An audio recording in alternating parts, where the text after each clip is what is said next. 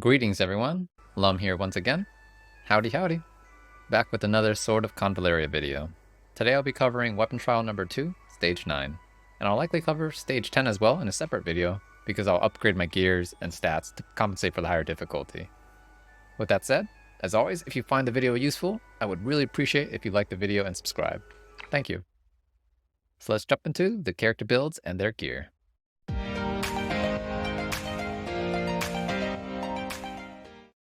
Here we are in my character bag, with the lineup I use in the first 5 slots. We have Gloria, Inanna, Rawiyah, Outlaw Guard, and Papal Guard. And I'm not sure why, but sometimes like the character list shows, 2 rows of 5, and sometimes it shows 2 rows of 6. I'm not really sure why that happens. If you happen to know like why it switches back and forth, let me know. I'm actually really curious. Anyways, so this lineup is a bit more sweaty than for Weapon Trial 1 that I just uploaded a few days ago. I missed using the full strength of my roster and wanted to test some mechanics with Inana. And I may revisit this fight in the future with a more free-to-play friendly team. Because I'm reasonably sure that Angel would work, at least for Stage 9, since the DPS check isn't as difficult. But Inana just brings so much damage as a solo healer, and I'll get back to her. We're also rocking the 2 lower tier units, Outlaw Guard and Papal Guard, who you'll probably notice from the thumbnail. Shout out to my wife, by the way, who helps make these amazing thumbnails for me. These 2 units, especially Tank Master Papal Guard, are incredibly useful for this fight. Definitely use him. You'll see why later. Among the legendaries, we're bringing Rawiyah once again as the main DPS, just like for Weapon Trial number 3. For a free-to-play unit, she's just amazingly good. So bulky, so much crit, so much damage, so much self-healing, and pretty good mobility on top of that. There's just so much to like about her. Gloria rounds out the team as the other gacha unit besides Inana. And with legendary units, usually they compress so many roles. I mean, Rawiyah just does DPS.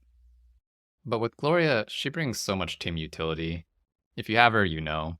She brings AoE damage reduction for your whole team, team-wide extra energy, and she also brings very relevant supporting DPS, even from range, when this particular boss has anti-range mechanics. Absolutely goated character. If you have her, you bring her. And so let's dive into these characters in more detail one by one. So as we were just discussing her, let's begin with Gloria, starting with her equipment. I have a very strong spear nowadays. Well, actually 2 of them. Which is funny because like 2 weeks ago when I started making these videos, I had 0 spears and 0 staffs. And now after all this farming for legendary equipment, various places and stuff around the game, I've had 8 spears drop, including the nameless staff, which happens to be a spear. Anyways, with the Silent Guard, this is definitely the best in slot for a defensive build. And you also get some extra attack as well. Whereas for the best in slot spear for offensive purposes, especially for her AoE DPS skills, that would be the double-sided halberd. For her trinket slot, this is just a stat stick for me. Anything works here. And for her tarot, you want to stack as many of these like physically bulky Course of Fortunes as you can, because you'll probably really like the AoE healing that they provide, especially when you're running a comp with Inana, who doesn't actually spend a ton of time healing compared to all the other stuff that she's doing. So Fortune is very, very useful on characters like Gloria and Outlaw Guard. And for her skills, pretty standard setup. Both her rank 3 skills are essential so that she can keep casting her buffs as well as doing her AoE damage. The flex slot would be her default skill, the thrust. There is utility in it, and it gives her extra movement range if like she's like knocked really far away from the boss so that she can get back to the boss a little quicker with the extra range from the charge. And the knockback is useful for pushing some stage debris off the stage that the boss spawns from that same attack that knocks back. So that's an option. For her reaction skill, I happen to have both of them because I use the Castelia here. I would say front defense is better.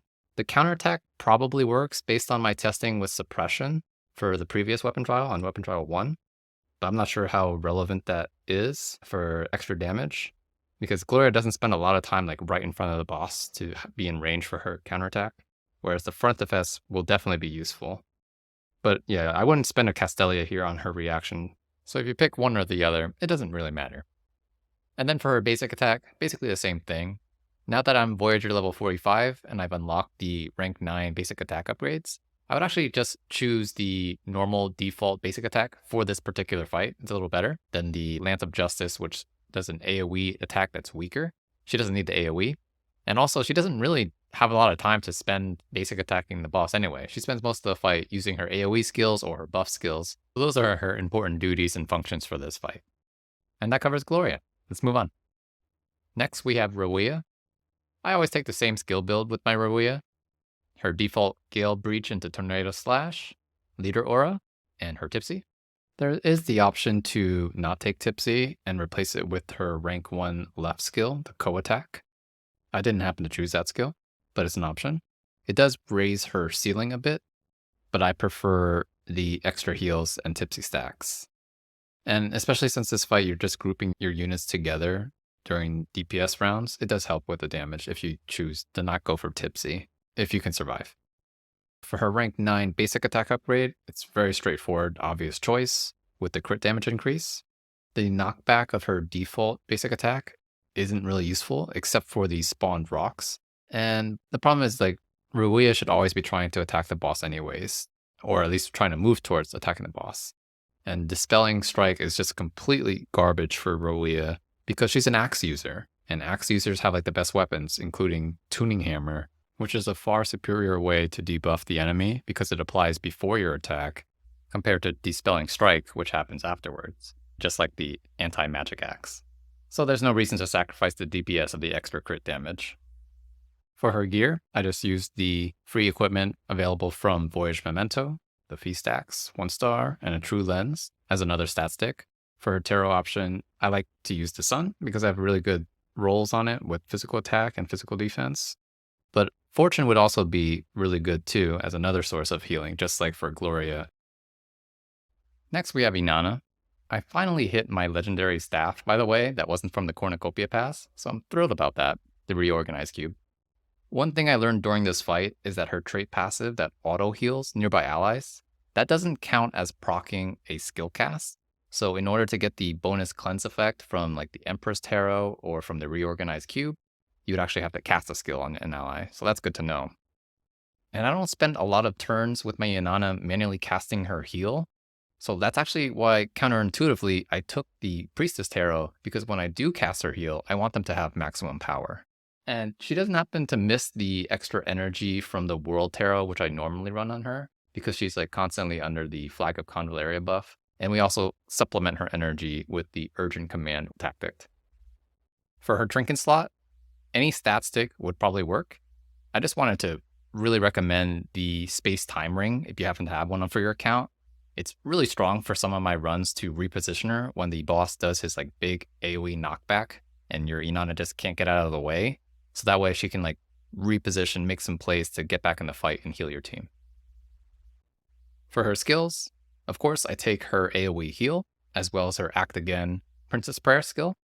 Normally I have the guard skill, her rank 3 right side skill as well. But for this fight, just like every other weapon trial, when the boss kills a summoned unit, it punishes us by letting him have a turn refresh. And so we don't bring that guard skill, of course. However, I'll mention here, and I'll bring it up again during the replay. For some reason on turn 1, when the boss uses his nuke that attacks 2 targets, and it happens to kill the summoned guard, it doesn't actually let him act again. I'll talk about it more during the boss mechanics and during the replay. So that covers Inanna. Next, our tank, the Papal Guard. So there's a lot to talk about. He's very interesting and very often used for this trial. I don't think I've seen a clear that doesn't use Papal Guard. And you see that for a very good reason. I actually deliberately brought my Papal Guard under-geared and under-leveled just to see how well he can actually tank, and I was blown away. Especially since I don't have access to the Cooling Powder trinket that negates the boss's anti-healing debuffs. The gears I do use, they're actually really low level. Like, even though they're 5-star epic gear, my Dueling Dagger is only level 20 and my unique coat is level 30, and they performed really well. Like the Dueling Dagger, it adds more physical defense since he's always facing the boss thanks to one of his skills. And the unique coat, this gives him, as long as you have it like 4-star or 5-star, it'll always give that 30% physical damage reduction, and he stacks so much damage reduction in his kit. So it's very cheap, accessible tanking gear, doesn't require a lot of dust. And I actually took him at level 44 and only rank 8, while all my other characters were level 45, rank 9. And so he had only not even 3,000 HP, he had like 2,900 HP. And he was still able to tank the boss with the shields at that strength. For his skill tree, it's left, left, right, left, starting from the bottom. The choices are very intuitive. Rank 1 and rank 3 give him his shields. They both stack and they let himself heal even when he's heal blocked. His reaction skill mitigates range damage. Don't be fooled into picking the endurance activation here, because his rank 7 skill also has that same buff, damage reduction, but it's a higher potency, so they don't stack together. Both his rank 7 skills are remarkably strong, but I wouldn't invest a Castelia here because I'm not sure if we'll need Papal Guard for other future content besides this weapon trial. And so the alternative option besides the Invulnerable, which you also see in Maita's kit, but she has to wait till level 55 to use it. Papal Guard can use it at level 35, and you might worry about its, 5-turn cooldown. But since the strategy that I use, I'm bringing Flag of Convallaria, so that solves the problem of both the cooldown and the energy costs of his kit. That's why I don't even need to take Flagellant, because in my testing, he didn't need the extra damage reduction at all. He has so much other damage reduction in his kit. And I don't need the energy restoration either. He just has 100% uptime for his Invulnerable the majority of the fight, and that's Papal Guard. Amazing unit. Lastly, we have Outlaw Guard, handsome Chad unit. Quite a lot of damage from a defender. If you don't have Gloria, you would definitely be using him in her slot and then take someone else, maybe another healer or another DPS. And so the most important thing about Outlaw Guard is his Intimidate passive. So if you're familiar with Crimson Falcon, who has a physical defense reduction from 6 tiles away, Outlaw Guard has something similar. Instead, it's a 20% attack and magic attack reduction to an enemy within 4 tiles. They're just like super scared when they see his muscles. And his second important passive is Rupture Armor from rank 1. So this passive gives him a 50% chance to reduce physical defense, 40%, just the same amount as Crimson Falcon, whenever he does a single target attack. Between this and Inanna's Soulmate buff, I was able to hit a 7,000 damage nuke with Rawiyah without even critting. Super strong. These two passives are why Outlaw Guard is such a powerful supporting unit.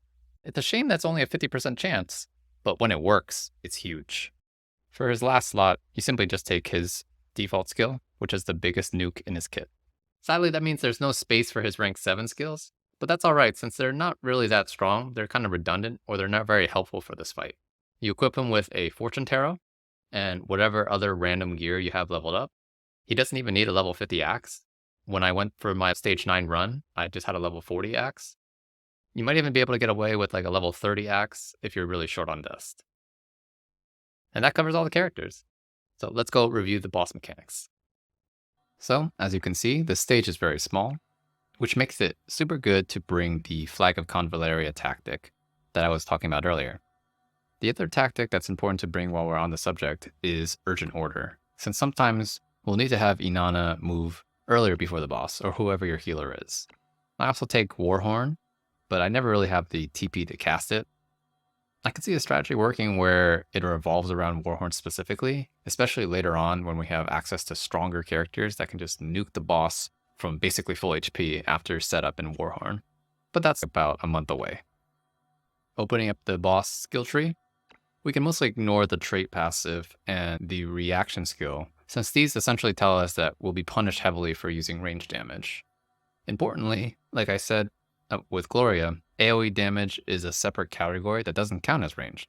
However, if you happen to use the Flying Arm Guard, which I did in an earlier clear, it does actually count as a ranged skill and you'll get a voltage shock and trigger the trait. So don't do that if you don't want to waste a backtrack. Starting from stage 9, the boss's basic attack he uses on the very first turn, and only the first turn, targets 2 units that are the farthest away.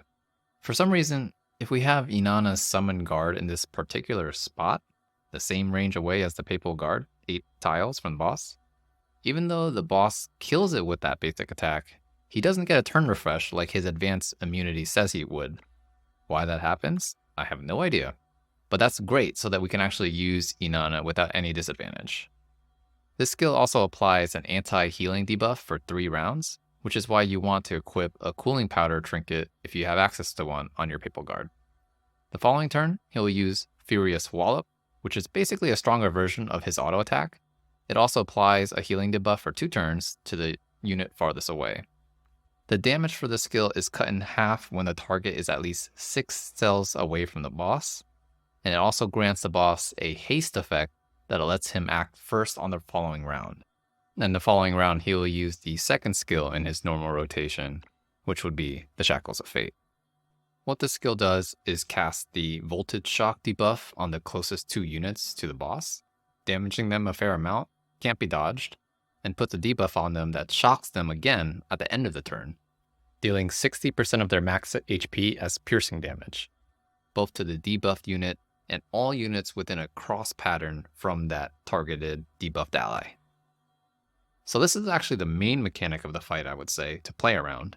And after the boss casts this skill at the beginning of the round, we have to be very, very mindful of positioning our units to avoid hurting their teammates, and hopefully destroying some stage debris at the same time to give us more open space to work with.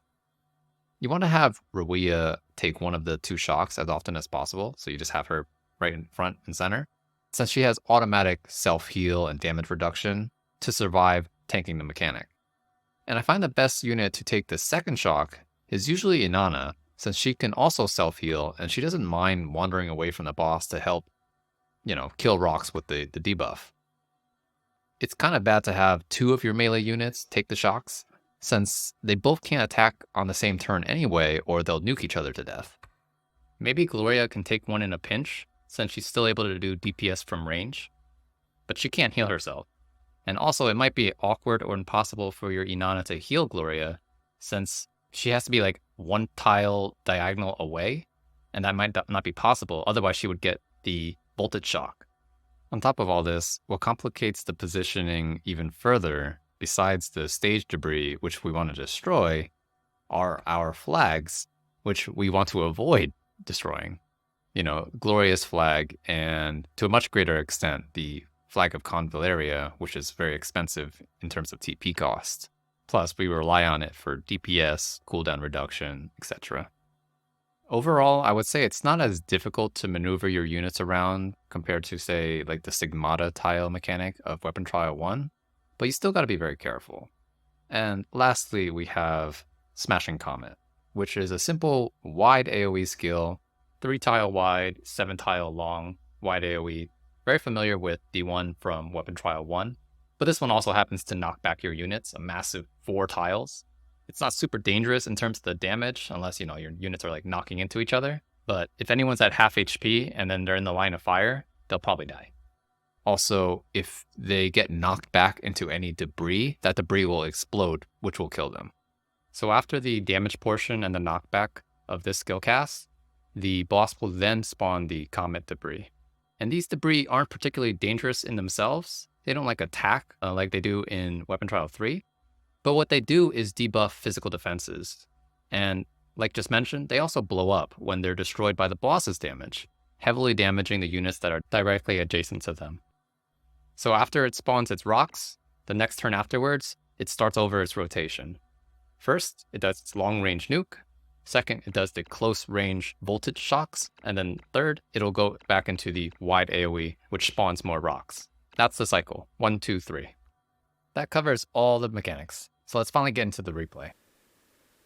Alright, here we are, back in my battle playback records. Weapon trial number 2, level 60. You'll see that I'm level 46 Voyager here, but I did upgrade my units only to level 45, besides the Papal Guard who's level 44. So, just go right in. And I have a start of battle question for you guys. So you know how if you have Inanna and Gloria at the same time, they have the turn 0 effects? Do you guys know who gets priority of casting first? Because ideally we want Inanna to go first so she can summon her unit, and then Gloria gives the movement buff to everybody, including the spawn guard. I don't know. It's very inconsistent for me. So if you happen to know, let me know in the comments.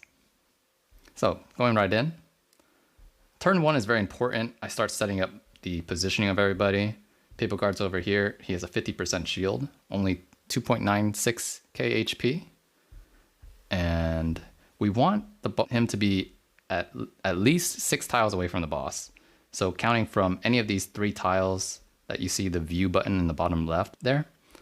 So from here, 1, 2, 3, 4, 5, 6, and we get to Gloria's central position.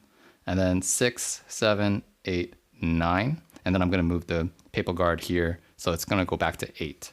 And then I'm going to take this Guard of the Princess, and I'm going to move him right next to Inana. So he will also be 7, 8 cells away. Just like that. And I move the Outlaw Guard forward. And just buffing with Gloria. Rawiyah just goes forward with Gale Breach, starts whacking away. First Tropical Cyclone, the weakest one in the fight. Thunderbolt Extra, bam. Kills the unit, right? And now we would expect the boss to be able to go again, but I just go straight into my Inana turn. Absolutely perfect. I do not know why that happens, but after I saw someone else do that, I had to emulate it. And then we got speed up the Gloria flag toss. What do we got here? Yeah, and then we already intimidating the boss. That's why we had the Outlaw Guard 1, 2, 3 tiles away. At least 4 is fine. Round 2, everyone's set up. We got the Papal Guard, 3 energy. And this is when we cast the Flag of Convallaria right here at the bottom of the hill. This is the perfect spot for it. You want it on the left side so that the Papal Guard has access to that extra energy. And the defenses as well as the cooldown reduction. That will help him have the invulnerable buff all the time.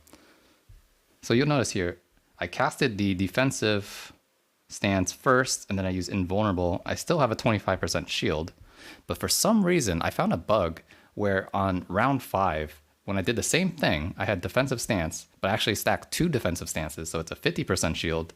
But when I cast invulnerable afterwards, all the shields were wiped out. So I'm going to check it again. I watched this replay many times, and I just can't find that shield. Big damage from the Outlaw Guard on a rock. He's still 4 tiles away, though. I just really value, I guess, clearing out this debris. Auto attack.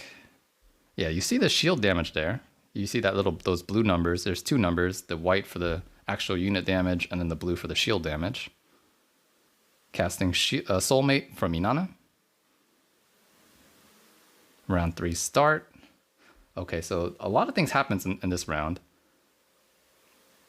Boss applies his voltage shocks, and you'll see that the priority is, of course, the first unit, the closest units. And so Rawiyah's spot is obvious, that's priority 1. But then priority 2 is actually Inanna's spot. If there was another unit like flanking Rawiyah on either side, it would still prioritize Inanna's spot.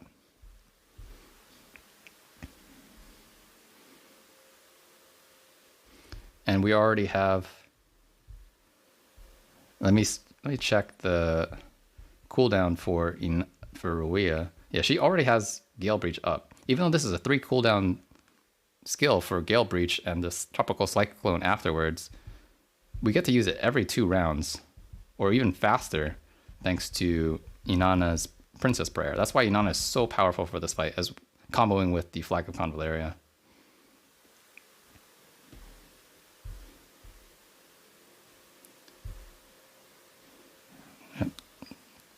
Second swig, Gale Breach, bam, 5,000 crit nuke. And just move Inanna out of the way. It's a little bit of a shame with the flag that Gloria just put there, but that's pretty much the best position for it. Because otherwise you can have it 1 tile lower, but then it doesn't damage the boss, and you still probably will nuke it from a different... The first 2 rows are always like the ones you have with the voltage shocks.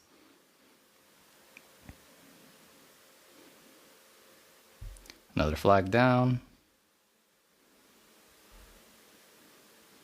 You get a little bonus heal. Oh, I forgot to mention this as well, but if you saw me whiff my heal with Inana there, like the whole purpose of that was to test if it would cleanse the Papal Guard's debuff, and it didn't with her passive. I should have showed it better, but just take my word for it. It didn't apply.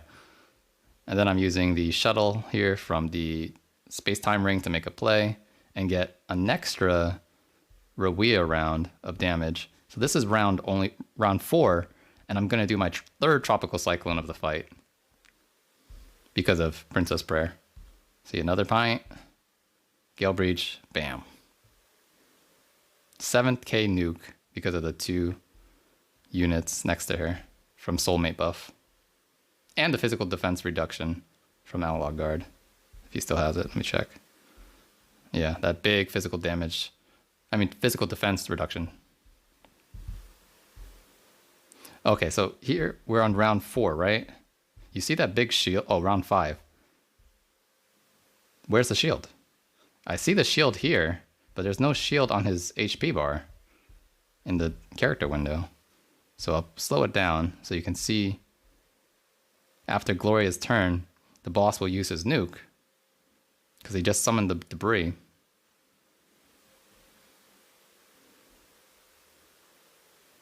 Or I guess after Rawiyah's turn. Furious Wallop. Where is the shield damage? There's just no shield. So strange. So definitely a bug report, I think.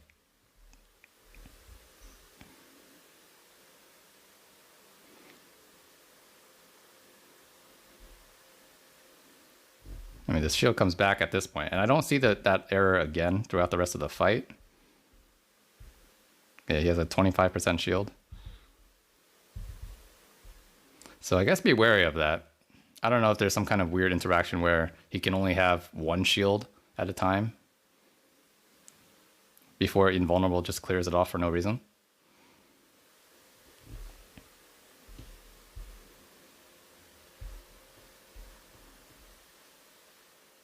Oh, and I make a positioning mistake there with Gloria. When I knocked off that rock, and then I have this debris here, and then she destroyed it with the voltage shock, which nuked her HP so low. And for the stage 9, it does 80% piercing damage to whoever's within range of the explosion. So, very bad play there. Just to be mindful of that.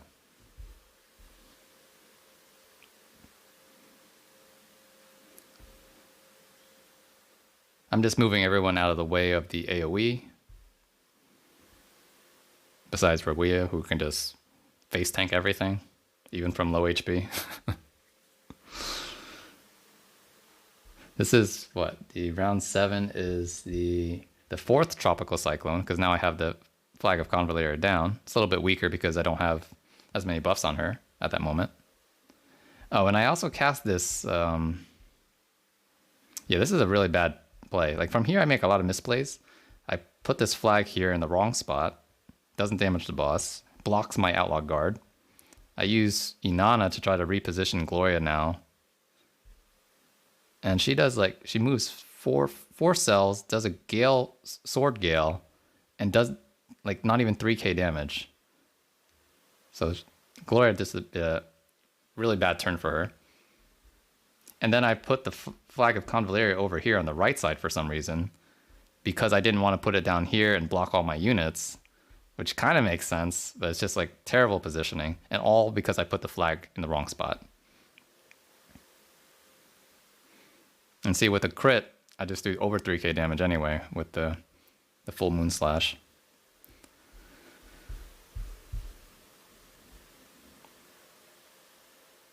And now you see that shield damage on the Papal Guard. It's back to normal.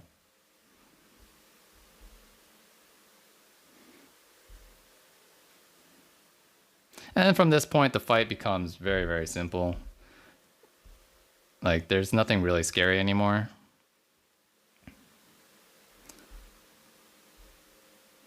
And we do our 5th cyclone here. 5th cyclone in 9 rounds, 6k damage. Almost missed that. And I also have to sacrifice my flag of Convallaria. So it's just like making one positioning mistake. Like this is like how it like cascades in this game. Like even Rawiyah has to take damage. Outlaw Guard has to take free damage. It's terrible. But luckily stage 9 is very forgiving compared to stage 10. Stage 10 is tough, let me tell you.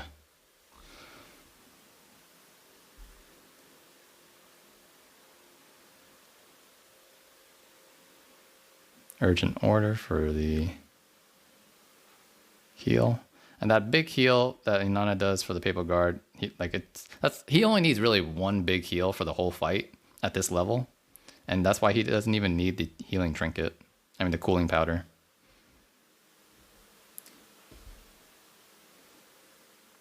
Also be careful when he does the AoE knockback. If like there's like 2 units stacked together, only one of them's gonna get pushed back and the other one's just gonna get like blocked and do damage to both of them. For the like you know, when you splash 2 units together kind of thing. The knockback's pretty good here. This is why we take the knockback on Gloria. Help move the debris around sometimes. But usually she's just like busy being a support, buffing the whole team.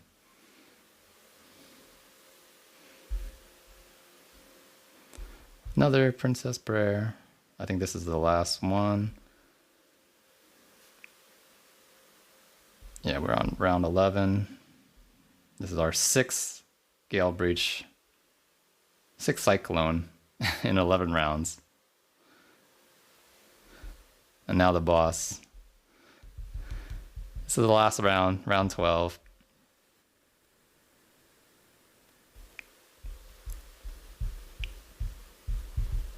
Click out. And the boss only has less than 5k HP.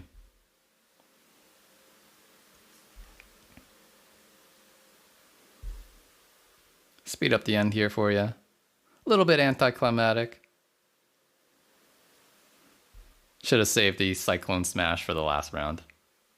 And there goes the battle. A little anticlimactic at the end. It's a big stomp with Rawiyah when she's like level 45 and stacked with the boss, also debuffed all the time with Outlaw Guard. But either way, I hope you enjoyed that commentary during the battle. If you found value here, once again, I'd really appreciate if you joined as a subscriber or shared the video with your Convallaria friends and guildies. If you happen to know anything about the questions I asked throughout the video, I'd really appreciate your thoughts down in the comments. Just as a reminder, they're like the Papal Guard bug, the round 0 with Gloria versus Inana priority, and the displayed character list issue, or not issue, but it's just like, why is it sometimes 5, why is it sometimes 6? So, that's all I got for you today. See you in the next one. Cheers, everybody. Bye now.